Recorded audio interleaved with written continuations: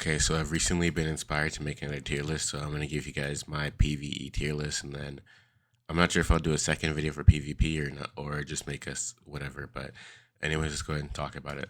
In my personal opinion, this might be controversial, but I do think that the only DPS class that is in the S tier is Asura, because Asura can do everything from no downsides to having transform damage nerfed in Zode, to being able to skip mechanics in APOC 5, to being able to like you can solo Misty and stuff on Osir as well. Like Osir can just kind of do everything right now. And I think that Osir is the only class with like no real weaknesses right now in terms of PVE. So yeah, that's why I think it's the only class in S tier because it just doesn't have any weaknesses right now, whereas all the other ones do. It also requires the least ignore defense. If you like, you only need 70% ignore defense to get full effectiveness out of like the main damage. So that's also a benefit. It means you can. It's a more free to play class because free to play can easier reach 70% go defense easier than other classes. Priest is S tier. I'm not really gonna explain myself too much. Just I've made 100 videos on how Priest is the most broken class ever. So Priest is always gonna be S tier probably. Then moving on, I'm actually gonna put Ranger first. Ranger A tier. Ranger is kind of like Asura, where it just Loki doesn't have like any weaknesses. It can tank well, it can self heal, it has good damage, it has debuff damage. They have no defense bonus, damage bonus. I think they have coercion in their passive tree, but where it falls short is I still think that overall Asura is still like the damage from Asura from Ranger to Asura is still like pretty significant. Not exactly like super huge, but Asura just does straight up just more damage than Ranger does. But Ranger still has like top 3-ish damage, I think. So yeah. But Ranger is a pretty well-rounded class. Jack of all trades, master of none, but good in all categories. So yeah. Then I'm gonna put Pyro.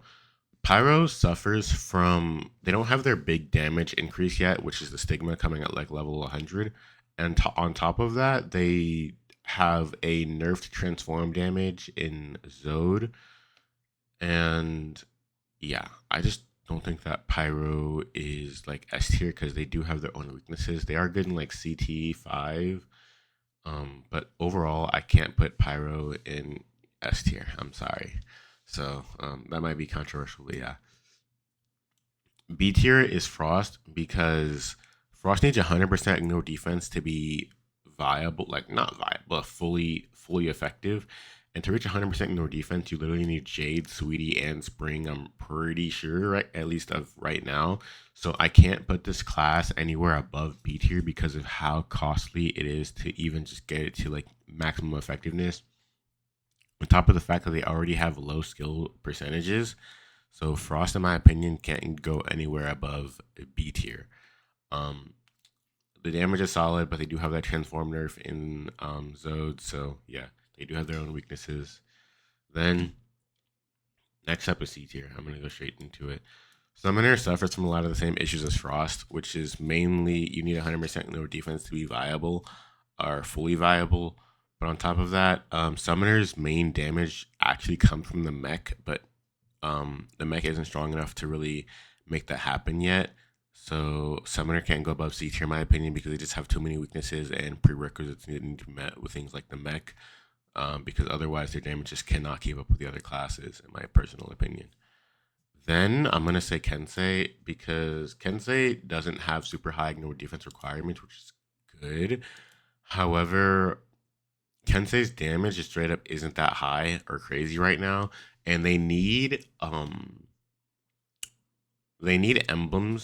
skills on their emblems, like really good ones, like +4, +5 expert batos, which is really hard to get right now, and I don't think that's kind of realistic for people to have. Alongside the fact they need a +30 warm out skill to do like their maximum damage, so a lot of people won't have that +30 dragon warm out. So I don't think Kensei can go above C tier, and even then, I'd say like it doesn't go above C tier until like well, honestly, it only goes down from here until level 120. I'm just gonna be honest. So yeah. Then at the end of C tier, like pushing D tier low key is Ninja because I'm pretty sure Ninja needs around 100% effectiveness for 100% no defense for maximum effectiveness. I don't remember them having any ignore defense skills. They do have debuff damage, but they're overall just not that good because they don't have like they have a good like 1 second burst and then they fall off a cliff. I'm gonna be honest. So yeah, Ninja's like a C tier class, borderline D tier class, but that's just my opinion. Now the next three are all gonna be D tier, but there's a different reason for why all of them are D tier. Zerg is D tier because I just don't think this class is a good DPS class compared to like literally anything else.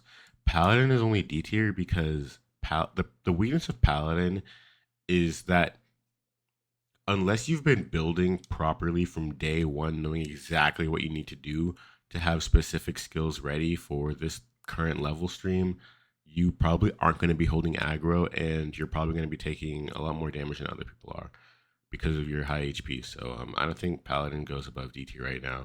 And then Twin Star is only D tier because you can't really rank a Twin Star individually. Twin Star's whole existence at this point in the game is just to sit on top of the whale DPS and give them more defense and heal them. But yeah, that's my tier list for now. I know people are probably going to be like, I don't really agree with it, but honestly, I don't think that this is inaccurate. Like, I think this is as accurate as you can get because Oster has no weaknesses. Priest is broken. Ranger really doesn't have any weaknesses except they could just have a little bit better damage. But overall, they have like everything. Pyro is pretty good, but has a couple weaknesses. Frost needs 100% lower defense. Summoner needs 100% lower defense. Ninja needs 100% lower defense, and Berserker I also think needs 100% lower defense. And then Paladin needs a very specific build for like Awaken and Rage Burst 10 out of 10 with DPS cards and stuff to even try to hold aggro. And then Kensei is Kensei. They're just low skill damage for now. And then there's Twin Star. So thanks for watching, and I'll see you guys in the next one.